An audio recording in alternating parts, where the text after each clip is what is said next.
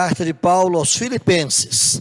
Nós estamos compartilhando, expondo passo a passo, sem muita pressa, o texto aos Filipenses, e hoje queremos compartilhar com a igreja versos 27 a 30. Carta de Paulo aos Filipenses, versos 27 a 30. Diz o texto, mantenha a sua Bíblia aberta, acompanhe as leituras, observe a construção das frases, perceba aquilo que Paulo está trazendo aos irmãos daquela época, mas o que o Espírito Santo está trazendo a nós aqui nesse tempo, irmãos. Eu peço que você que está em casa também, meu irmão, minha irmã, mais uma vez, fique com a Bíblia aberta, permaneça o tempo todo nesse período de explanação da palavra. Diz o texto, Filipenses 2, 27 a 30, vivei acima de tudo de modo digno do Evangelho de Cristo, para que, ou indo ver-vos, ou estando ausente, ouça no tocante a vós outros, que estáis firmes em um só Espírito, como uma só alma, lutando juntos pela fé evangélica, e que em nada estáis intimidados pelos adversários, pois o que é para eles prova evidente de perdição, é para vós outros de salvação, e isto da parte de Deus, porque vos foi concedida a graça de padecerdes por Cristo, e não somente de crerdes nele, pois tendes o mesmo combate que vistes em mim, e ainda agora ouvis que é o meu. Irmãos, muitos cristãos, na certeza da sua salvação, acabam se acomodando na vida cristã. Muitos cristãos, nessa convicção de que realmente foram alcançados pela graça salvadora em Cristo Jesus, se acomodam, se relaxam de tal maneira quanto à vida de atividade, de realização em prol do reino de Deus, esquecendo-se que Deus nos deixou aqui nessa caminhada terrena. Ele poderia, à medida que cada um fosse sendo alcançado pela sua graça, levado para a sua glória. Mas Deus nos deixa aqui exatamente porque temos uma missão a cumprir, temos um propósito a atingir, e esse propósito, número 1, glorificação do nome de Deus, testemunho do nome do Senhor diante dessa geração pervertida e corrupta. O fim principal do homem é a glória de Deus. O fim principal do salvo, a missão precípua e primeira do salvo, antes de querer a salvação do perdido, é promover a glória de Deus. Por isso Deus nos deixa aqui. Por isso Deus permite que nós caminhemos aqui no meio das agruras, problemas e dificuldades da vida, porque Ele tem esse propósito de que o seu nome seja conhecido. A pregação do Evangelho, irmãos, a instrução da palavra de Deus às outras pessoas, ela precisa visar em primeira mão, como dito, glorificar o nome do Senhor. Óbvio que eu e você precisamos também amar o perdido, amar o não cristão, amar aquele que não conheceu a salvação ainda, no intuito, no desejo, no impulso de realmente alcançá-lo. De alguma maneira, sermos úteis nas mãos de Deus para convencer, embora este convencimento, em última análise, ele é feito pelo Espírito Santo, mas eu e você sermos úteis a Deus nessa causa de comunicar o Evangelho. Mas o fim principal é glorificar a Deus. Se nós passarmos toda a nossa vida proclamando o nome, a graça, a glória de Deus, anunciando o seu ser, os seus feitos, a sua grandeza, a sua misericórdia, o seu amor para conosco, e nenhum pecador for alcançado, se nós tivermos sido fiéis nesse intento, essa resposta é uma resposta que não cabe a mim ou a você produzi-la, mas a resposta da conversão é o Espírito Santo que faz. O homem morto em seus delitos e pecados não tem capacidade de levantar-se da sua morte. O homem morto em sua pecaminosidade não consegue levantar-se em direção a Deus. É preciso que Deus o levante. Se você estivesse usando um sapato de cadarços nesse momento, eu diria para você ficar de pé e tentar fazer um exercício de desamarrar os seus sapatos, puxar os seus cadarços para cima, no intuito de levantar o seu corpo. Claro que você não conseguiria, e ninguém jamais conseguiria. O homem tentar salvar a si próprio seria um esforço desse. Tentar levantar-se puxando-se a si mesmo do chão. As obras humanas, os feitos humanos, a capacidade humana não produz vida. É preciso que Deus o faça, é preciso que Deus nos ressuscite, é preciso que Deus nos acorde desse sono maldito do pecado, para que fôssemos então transformados. E Ele faz isso através do seu Espírito Santo. Recorreríamos então, quem sabe, a Paulo, mais uma vez, aos Efésios capítulo 2, quando Paulo diz que estando mortos em delitos e pecados, Ele nos deu vida. Ele nos ressuscitou, diz Paulo naquele mesmo capítulo. É Deus levantando o pecador. Mas é preciso, meus irmãos, que nós como cristãos não nos acomodemos. Embora a obra de salvação seja de Deus, a obra da proclamação é nossa. A obra de atuar em obras que glorifiquem o Senhor é nossa. Então nós não podemos perder isso de vista. Onde estava Paulo quando escreve esta carta? Você já tem acompanhado certamente nas outras exposições e os momentos contextuais que a gente procura trazer aqui. Paulo estava preso em Roma. Não sabemos se ele estava ainda naquela casa alugada, quando termina o livro de Atos, diz que ele estava numa casa alugada por ele mesmo, custeada pelo socorro, pela ajuda de algumas igrejas, e ele ali naquela casa alugada, possivelmente com um guarda ao seu lado, ele continuava escrevendo, recebendo irmãos, conversando com pessoas. Ou se quem sabe nesse período de 2 anos, por mais um tempo à frente, ele tenha sido retirado dessa condição de preso domiciliar, e tenha sido levado para as masmorras do Império Romano. Ele estava preso, isso é o que nós sabemos. E ele estava preso, guardado pela elite da guarda pessoal de César.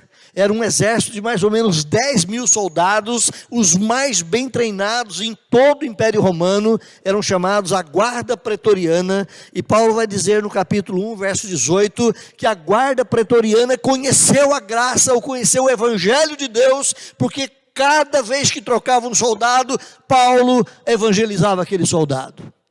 Nós temos lido aqui e ali que é dessa guarda pretoriana que saíam senadores do Império Romano. É dessa guarda pretoriana que saíam os maiores líderes e os maiores estrategistas do Império.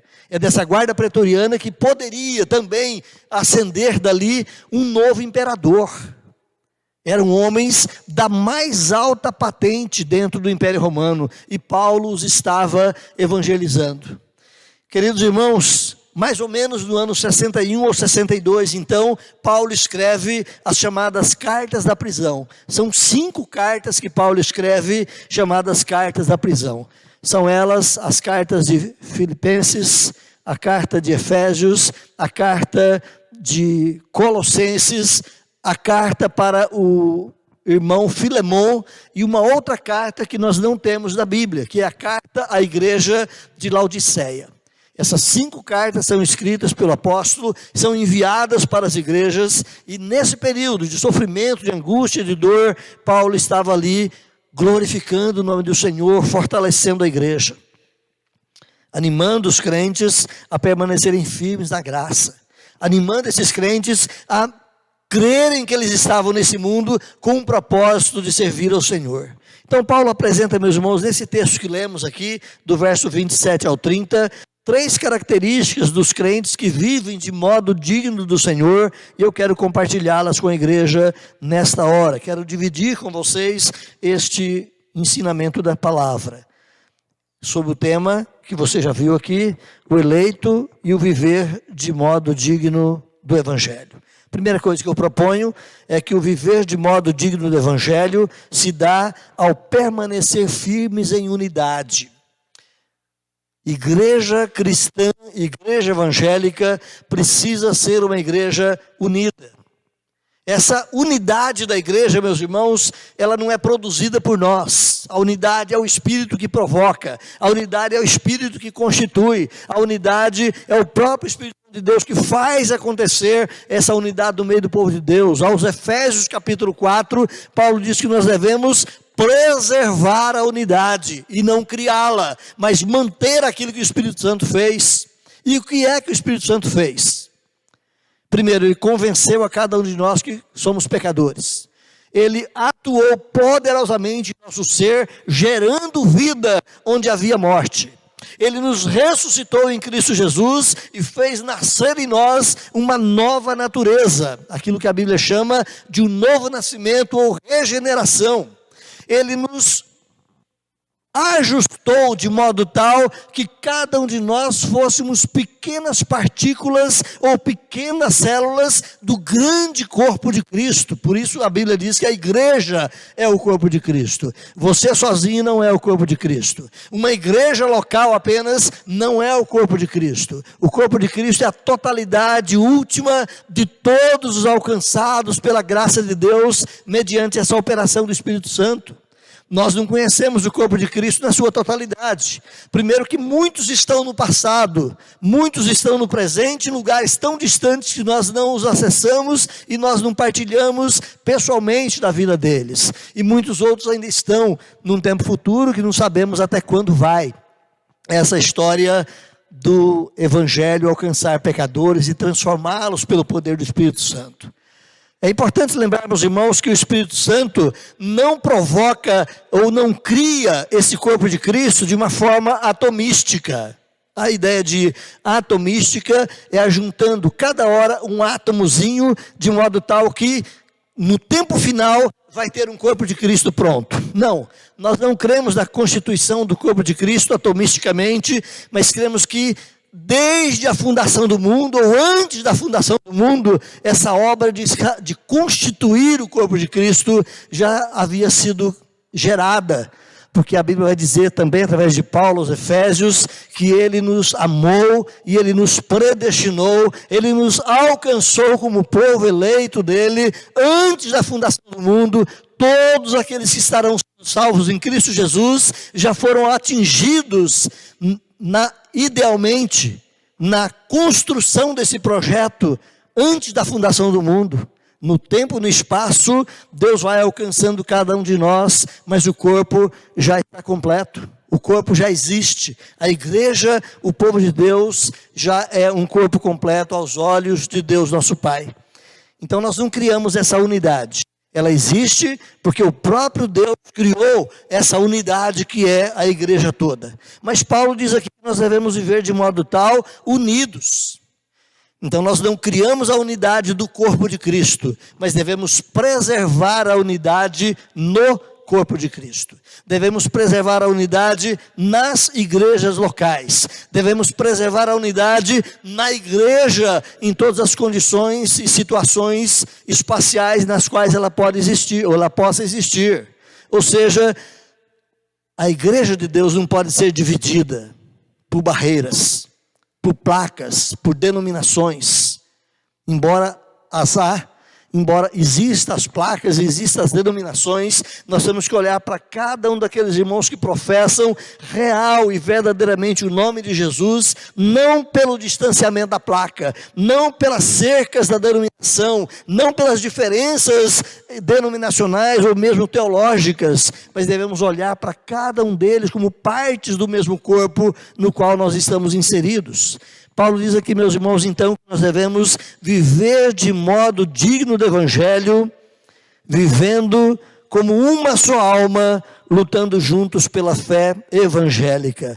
A ênfase que Paulo traz aqui, meus irmãos, era que os crentes de Filipos vivessem de modo digno, e ele usa aqui o verbo politeieste, lá da língua grega, que tem o conceito de ser um cidadão, de exercer a sua cidadania. Ou seja, que cada um de nós vivamos como cidadãos do reino, unidos pelo mesmo propósito do reino. A conduta deles na igreja ou no mundo deve ser determinada de serem cidadãos do reino dos céus. Portanto, não cabe ao cristão degladiar um contra o outro. Não cabe a nós pensarmos melhor ou pior de um ou de outro, dadas as diferenças denominacionais, dadas as diferenças de compreensão teológica. É preciso que, apesar dessas diferenças, nós olhemos e amemos a cada um como pessoas remidas e resgatadas pelo sangue precioso de Jesus. Olhe comigo aí no capítulo 3 de Filipenses, versículo 20.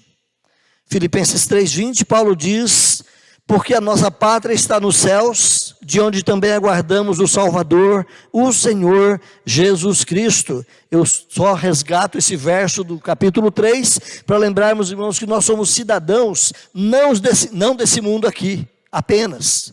Somos brasileiros, ou outros de outras nacionalidades, outros de outras nações, mas somos cidadãos, acima de tudo, do reino de Deus.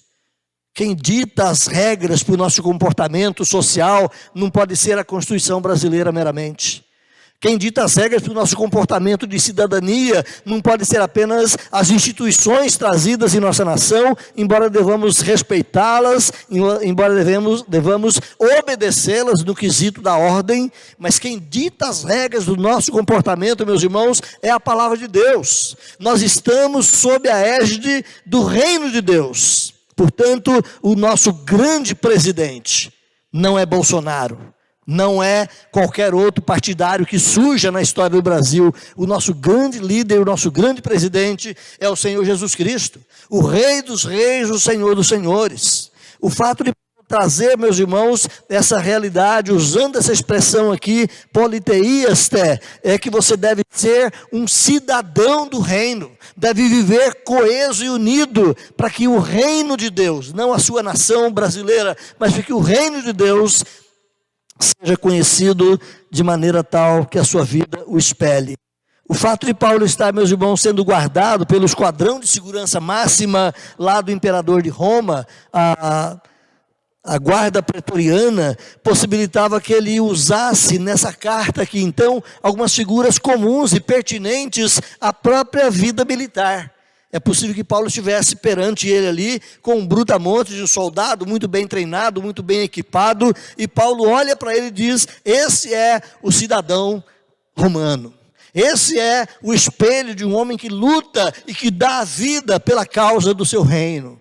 E ele está dizendo agora, nós devemos vivenciar isso como cristãos. Ralph Martin, um comentarista cristão, diz que a seção que compreende os versículos 27 a 30 é muito carregada desses termos militares. Olhe no versículo 27 mais uma vez, lá no finalzinho, no meio para o final do versículo, quando ele fala, estais firmes. A proposição trazida na construção da frase lá no seu original é a ideia de soldados que estão plantados no seu posto, resolutos e prontos a defender a sua bandeira. Estais firmes, como um bom soldado na posição de defesa ou de guerra, fique firme. Olha ainda no mesmo versículo 27, quando ele usa a palavra lutando juntos. Essa palavra lutar aqui associa-se com a campanha militar em batalha ou numa arena onde os gladiadores também lutavam no combate da vida ou da morte.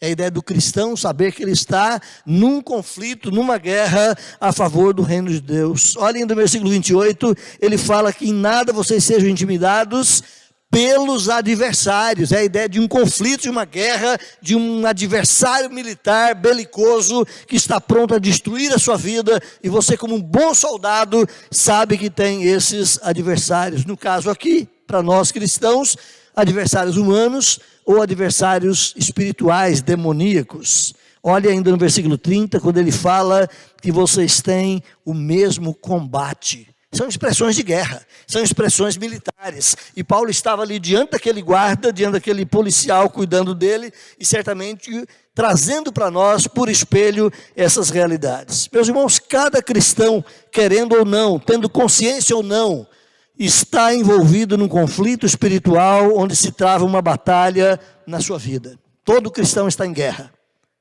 Muitas vezes perdemos isso de vista. Muitas vezes nós não temos consciência clara para lembrar que nós estamos nesse conflito. E Paulo vai dizer aos Coríntios que as armas da nossa milícia não são carnais. Nós lutamos não contra carne e sangue, diz Paulo aos Efésios, mas estamos em guerra, estamos numa luta espiritual, numa luta moral, numa luta pelos valores do reino de Deus, e não podemos perder isso de vista. O reverendo Hernandes Dias vai dizer num dos seus comentários que a maior arma contra o inimigo é uma vida piedosa, é uma vida coerente, é uma vida digna. Então, quando você vive o Evangelho, quando você dá o seu testemunho cristão, sem palavra alguma, mas procedendo dentro dos princípios e valores da palavra de Deus, você está combatendo o erro, você está combatendo o mal, você está proclamando o avanço do exército de Cristo nesse mundo caído. Para se obter, meus irmãos, uma vida piedosa, coerente, digna, como diz aqui o reverendo Hernandes, cabe ao cristão permanecer firme no Senhor. Cabe ao cristão buscar o Senhor dia após dia, alimentar-se do Senhor dia após dia. O verbo grego que Paulo usa aqui, meus irmãos, para estar firme, é o verbo stekete, lá do seu original, e refere-se a permanecer firme no seu trabalho, independentemente do perigo ou da oposição que venha. Os irmãos que laboram ou já trabalharam na vida militar sabem disso, que às vezes enfrentando um momento de combate, enfrentando um adversário, enfrentando a maldade estabelecida na marginalidade, muitas vezes ele está colocando em risco a sua própria vida. Eu não sei precisar para os irmãos quantos são os militares que morrem por ano no nosso estado ou no nosso Brasil em defesa dos valores morais, éticos, comportamentais que dão segurança e estabilidade para a nossa nação. Mas são muitos, são milhares deles que todos os anos são tombados em combate. O que Paulo está dizendo aqui, meus irmãos, é que nós cristãos precisamos também estar nessa mesma posição de arriscar a própria vida, de dar a própria vida em função do reino de Deus. Olha o versículo 28. Ele vai dizer: em nada estáis intimidados, não se acovarde, não tenha medo, não se volte para trás, não corra do risco que você está iminentemente nele colocado. John MacArthur, um outro comentarista cristão, vai dizer que figurativamente refere-se a se apegar a uma crença, a uma convicção, a um princípio sem compromisso, independentemente do custo pessoal. É estar firmemente fixado em matéria de verdade bíblica, e uma vida santa está incluída nesse mandato de segurança. Ou seja, o cristão vive firme no Evangelho, não é apenas sendo um frequentador semanal da igreja, onde quer que ele vá, mas ele vive firme no Evangelho em cada situação, em cada momento, em cada atitude, ele vivenciar os valores do Evangelho. Mesmo que ele tenha que ser criticado por outros, dentro de casa ou no trabalho, na sociedade ou na rua, ele viver os valores desse Evangelho, testemunhando os princípios de Deus na O eleito, portanto, meus irmãos, é chamado a ficar firme por Deus e firme contra Satanás, para defender a verdade contra a falsidade, para ficar firme para a justiça e firme contra o pecado. Não é tão simples assim. Não é tão fácil apenas dizer que a partir de agora eu sou cristão e eu sou um vencedor contra o diabo. É uma atividade que eu e você precisamos estar envolvidos nela. É uma atividade que eu e você precisamos vestir a camisa e resolutamente encará-la de frente. É uma atitude ativa e não meramente passiva. Lembra da minha fala na introdução? Que muitos de nós assumimos a convicção, a certeza da salvação e relaxamos. Somos cristãos apenas passivos, vivemos a vida cristã sem sermos ativamente envolvidos e comprometidos com os valores do Evangelho. Meus irmãos, através da sua vida, Paulo dá aqui o exemplo de firmeza. Ele não tinha medo de ser exposto, ele não tinha medo do ridículo, ele não tinha medo do sofrimento, ele não tinha medo da própria morte. As suas convicções foram firmes, foram inabaláveis, de modo que ele não comprometeu a verdade divina. Ele morreu pela verdade divina. Ele pregou a verdade do Evangelho até o seu último momento. E morreu porque cria nessa verdade. Seu único receio era de ser desclassificado. Ele fala isso em alguns textos, particularmente aos Coríntios. Ele fala que o receio, entre aspas, o medo que ele tinha era de ser desqualificado, era de ser rejeitado por não viver corretamente o Evangelho de Jesus Cristo. Essa firmeza, meus irmãos, dos crentes, então, os leva a serem unidos no mesmo espírito. Quando nós sabemos que estamos num combate, quando nós sabemos que estamos numa guerra, quando nós sabemos que estamos todos aliados, independente das frentes às quais estamos envolvidos nela, se numa denominação presbiteriana, batista, assembleia, se nós estamos envolvidos em outras denominações cristãs, mas no mesmo propósito de lutar contra o pecado, no mesmo propósito de lutar contra as artimanhas satânicas. Quando assim é, quando o nosso olhar está no todo, essas pequenas diferenças que muitas vezes aparecem no nosso meio, caem por terra. Filipenses 1, 27, olha a parte C, quando Paulo diz que estejais firmes em um só espírito, como uma só alma. Um bom número de estudiosos da língua original, meus irmãos, entende aqui que o Espírito citado aqui se refere ao Espírito Santo. Na sua Bíblia, via de regra, você tem a palavrinha Espírito aí em letra minúscula. Lá na língua original no grego, não tem o minúsculo ou maiúsculo. Não é? Então a interpretação para saber se é o Espírito Santo com letra maiúscula ou se é o Espírito humano em letra minúscula, é questão da construção da frase, é questão da semântica do texto, mas uma grande parte dos estudiosos vão entender que aqui Espírito se refere ao Espírito Santo. Um só Espírito de Deus, o Espírito de Jesus Cristo, aquele que ajuda o seu povo a defender a fé evangélica, estejam unidos nessa realidade do Espírito. E Paulo diz ainda mais, uma só alma, como uma só alma. A palavra alma aqui é a palavra psique, que vocês conhecem de outros textos ou de outras expressões. A palavra psique, de onde vem psicologia para o nosso português, expressa não meramente a parte do conhecimento interno do indivíduo, não apenas a parte intuitiva, interior, mas expressa o indivíduo na sua compleição última, ou seja, é o homem na sua totalidade, que vocês sejam todos unidos como uma só pessoa, é a expressão de Paulo aqui então. Irmãos, como eleitos de Deus, então, é preciso que nós façamos o máximo para que sejamos um único povo. Infelizmente, tanto no Brasil quanto no mundo, a igreja muitas vezes ela é como uma grande coxa de retalhos, onde muitos pedaços diferentes, coloridos, bonitos, estão ali ajuntados um ao outro. Mas é preciso que nós lembremos que nós não somos uma coxa de retalho, nós somos uma peça só, nós somos um povo só, nós somos um corpo de Cristo.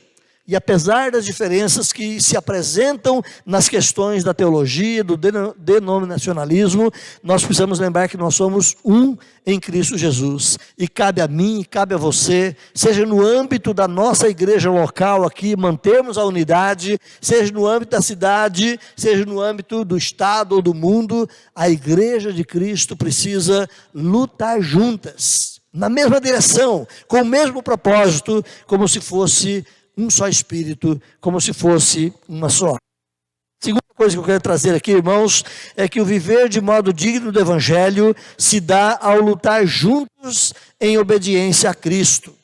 Então precisamos lutar juntos como uma só alma, mas lutar juntos na obediência ou em obediência a Cristo Jesus. Eu olho com você especialmente a parte final do verso 27 e o verso 28, quando Paulo, se espelhando aqui de novo na figura militar com a qual ele convivia naquela situação de presidiário, estando ali preso em Roma, ele usa dessas figuras para instruir a igreja de Filipos.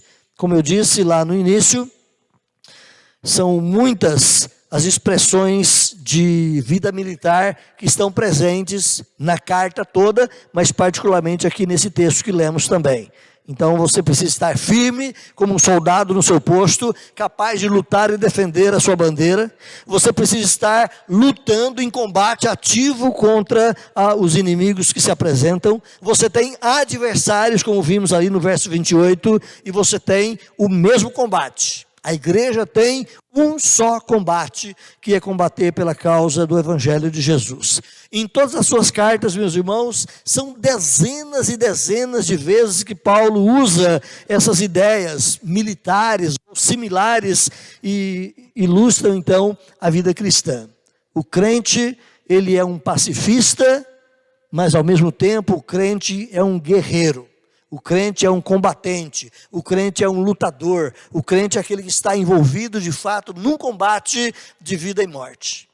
Já citamos aqui num outro momento a palavra dada pelos comandantes do exército romano, quando ao enfrentar as hostes inimigas, eles treinavam os soldados de tal maneira que o soldado repetia para si mesmo: o importante é que eu vá, não é importante que eu viva.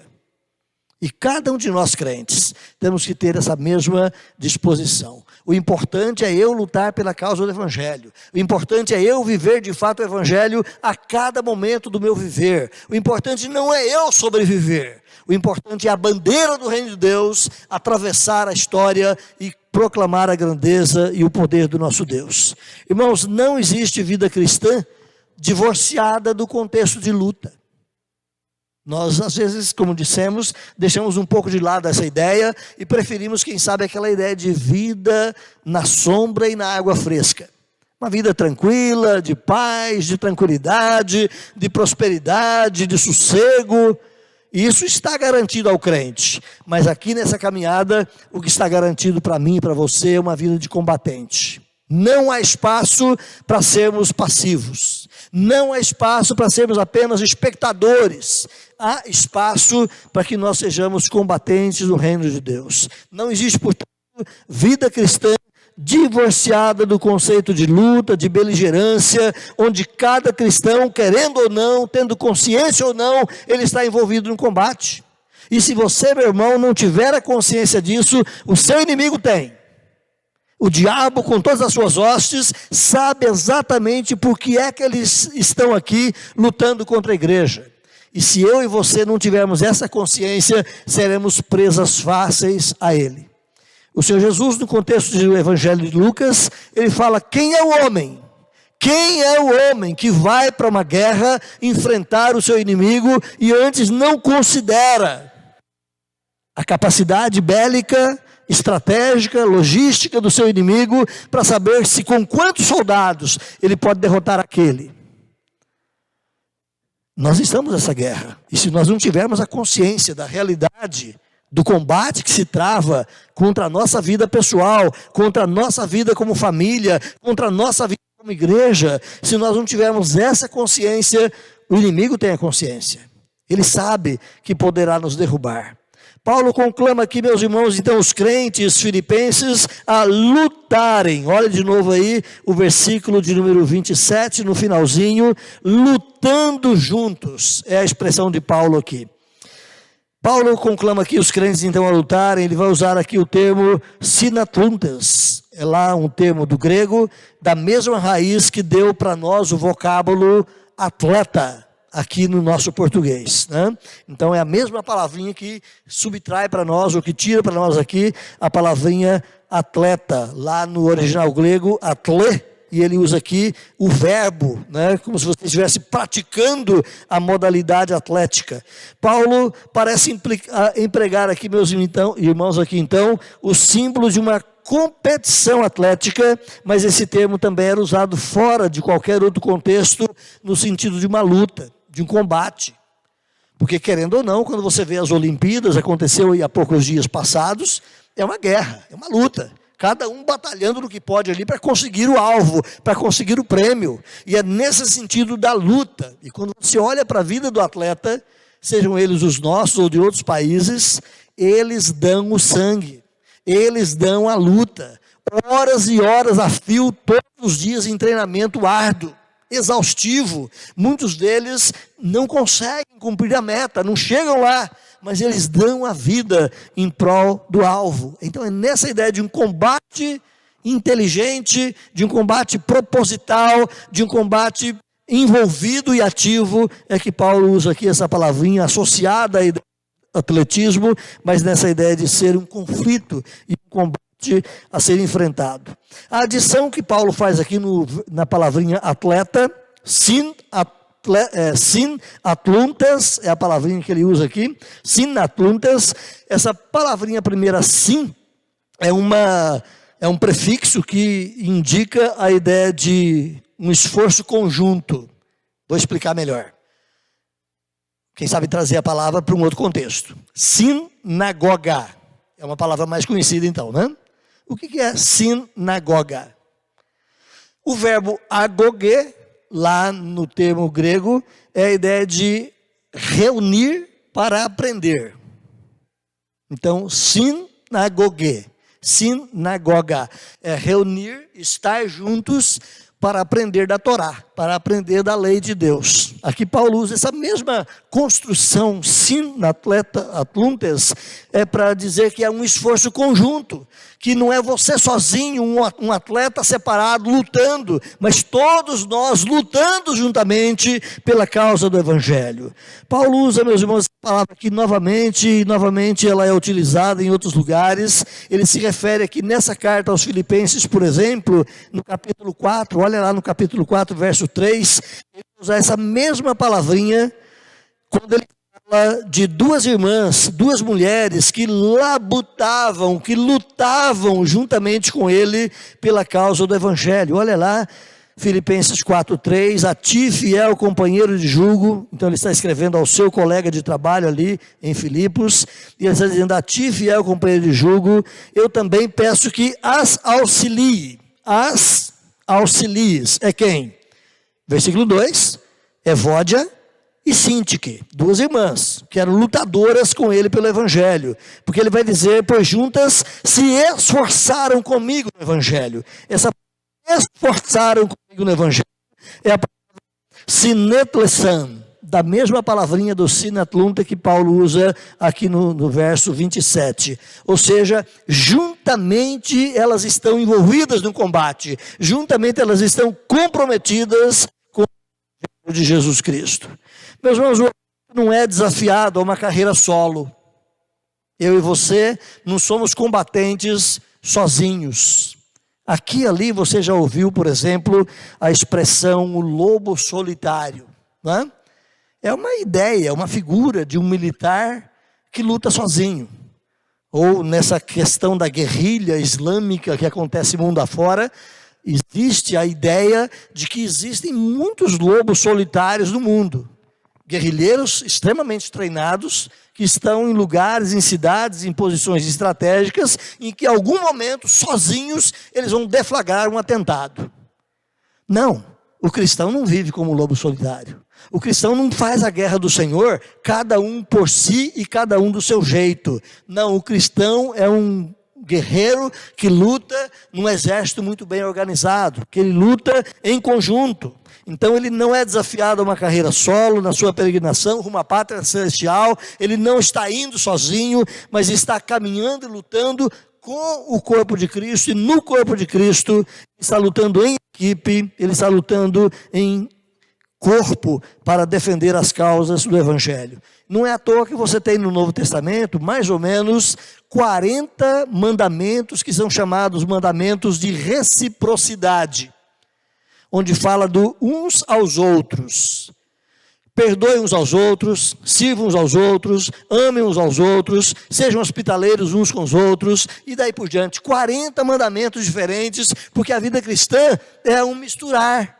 A vida cristã é uma composição de uma dinâmica de corpo, não isolada. E nós precisamos então lutar juntos. A fé evangélica implica, meus irmãos, em lutar pelos valores que constituem a nossa fé.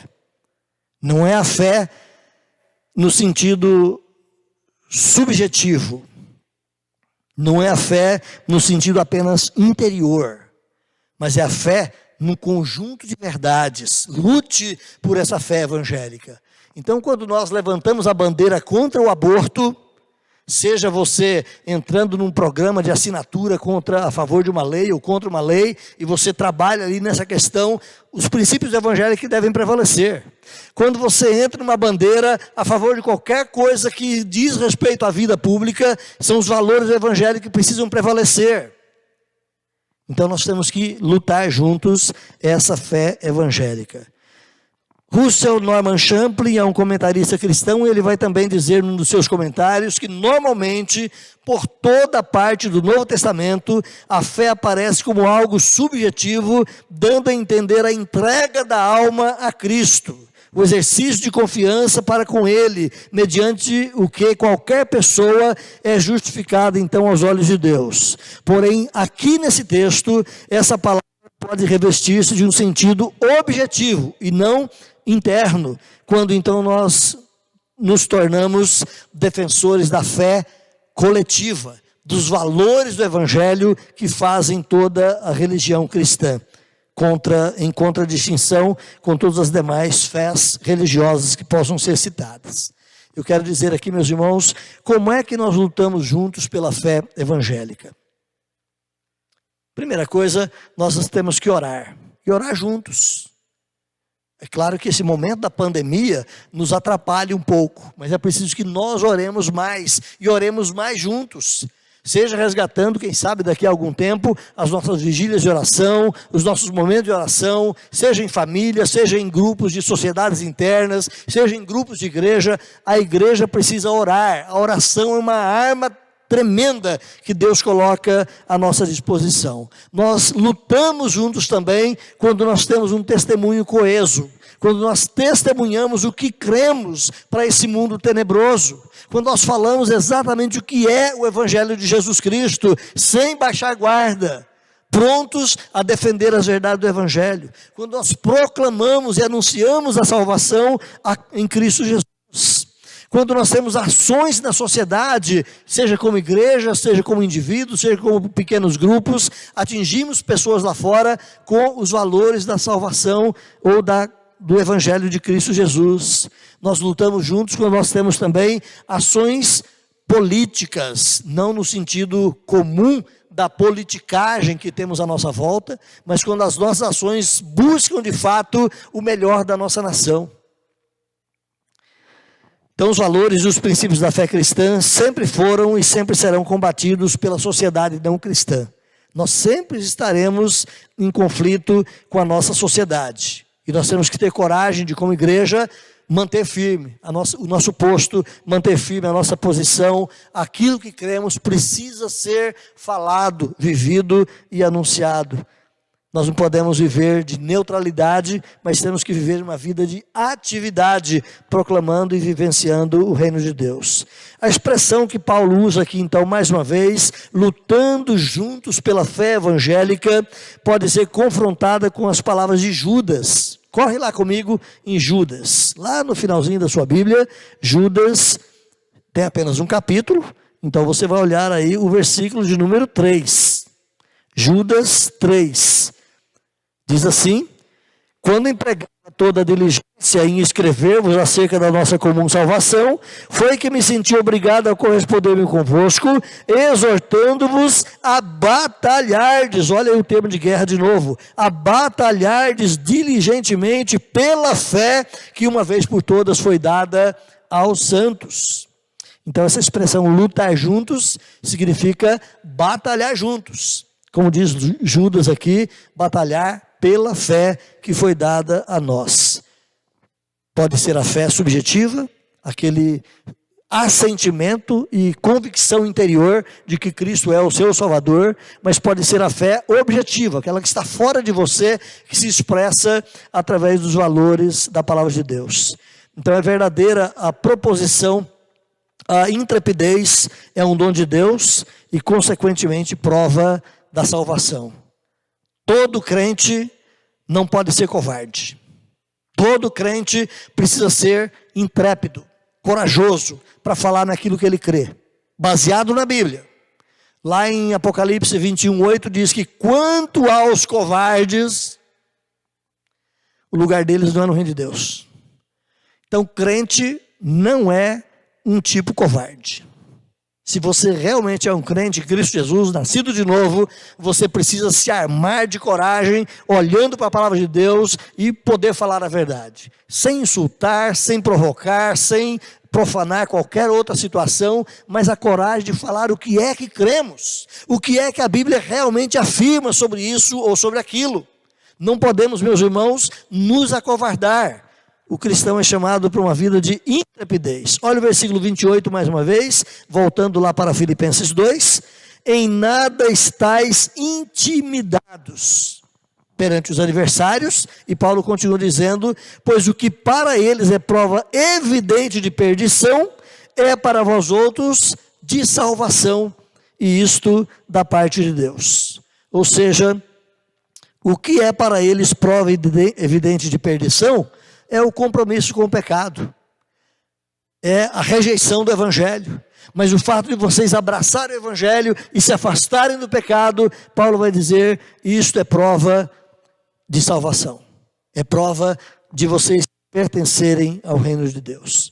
Paulo César, o cantor do grupo Logos, tem uma canção muito bela quando ele diz, num dos seus hinos, e é por isso que entre um povo, seja ele de onde for, não se poderá jamais evitar ou esconder qualquer homem ou mulher que já encontrou Jesus, qualquer vida onde Deus já atuou.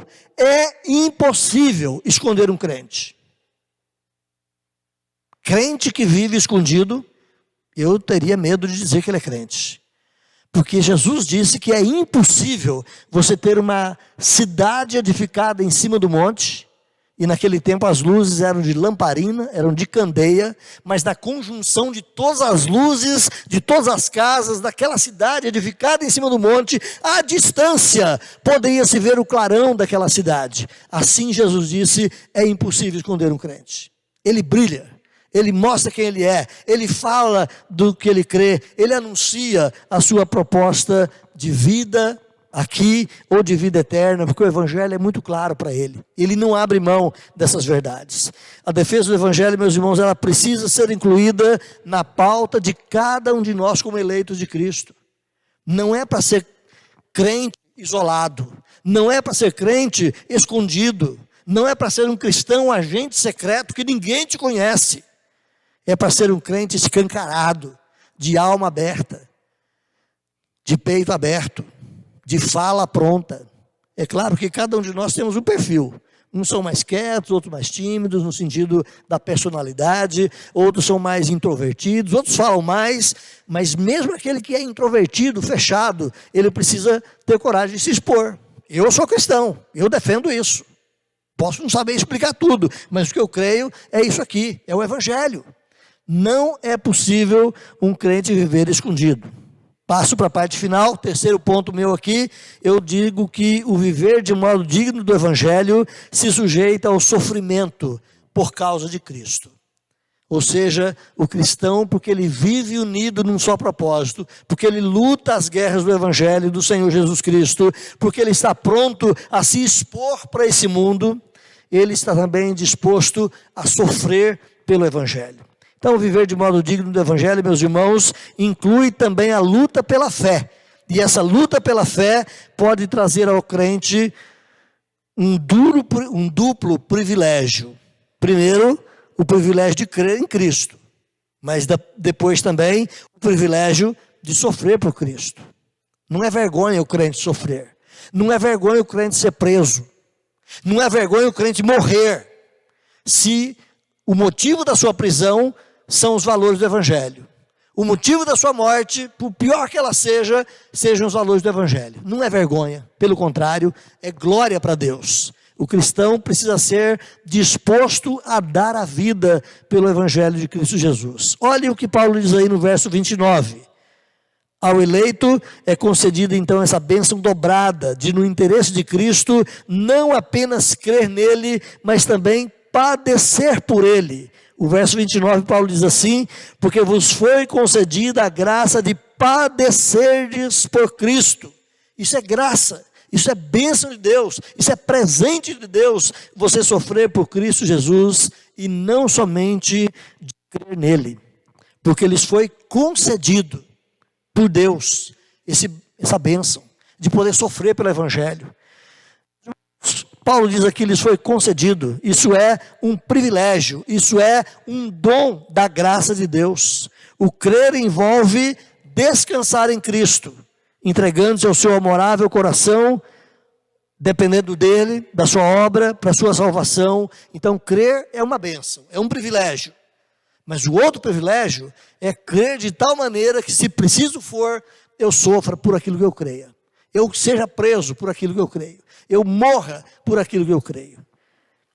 Versículo 29, Paulo diz isso: vos foi concedida a graça de crer, mas vos foi concedida a graça também de sofrer pelo Evangelho.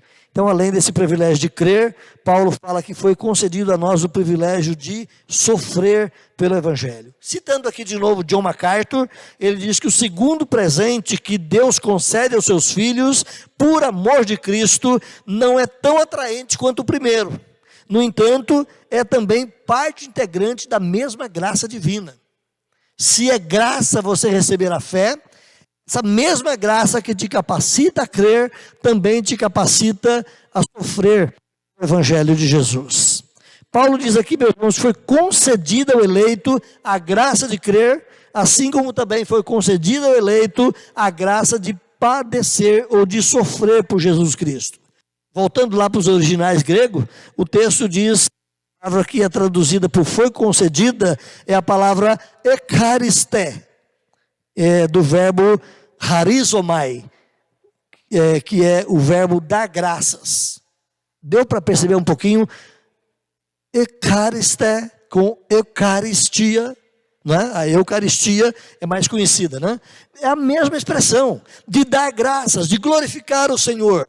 Significa então dar graças livremente, dar graças graciosamente. É um verbo proveniente da mesma raiz da gratidão, da graça prometida e dada por Deus a nós. A mesma graça que te leva a crer no Evangelho é a mesma graça que te dá poder para sofrer pelo Evangelho. Como é o sofrimento? Ou como pode ser visto o sofrimento como um privilégio? Então, terminando, o padecer ou o sofrer por Cristo se dá porque os adversários causam sofrimento nos crentes. Todo crente, em algum momento, ele vai sofrer pela sua fé. Ou por oposição satânica, ou por atividade maligna, ou por intervenção de espíritos terríveis que nos assolam e que nos atormentam, que guerreiam contra a nossa alma, ou por pessoas humanas, de carne e osso, que também são contra a nossa fé. Em algum momento, o crente vai sofrer por aquilo que ele crê. O sofrimento não é em si mesmo um privilégio, porque ninguém provocaria o seu próprio sofrimento, não é mesmo? Já que é um privilégio sofrer, então eu vou provocar sofrimento em mim. Não, mas é privilégio sofrer pela fé. Sofrer por causa de Cristo, do interesse do Evangelho. É isso que Paulo propõe aqui. Um comentarista, Vincent, ele diz que o dom, contudo, não é o sofrimento como tal. Não é o sofrimento pelo sofrimento. Mas o seu significado e valor dependem do fato de que esse sofrimento é por causa de Cristo Jesus. Lembra das bem-aventuranças? Jesus no monte pregando o Evangelho. Qual é a última bem-aventurança? Lembra dela? Bem-aventurados quando por minha causa vos perseguirem. Bem-aventurados quando por minha causa mentirem contra vocês, dizendo todo mal contra vocês. Alegrem-se, grande é o vosso galardão nos céus, diz o Senhor Jesus Cristo.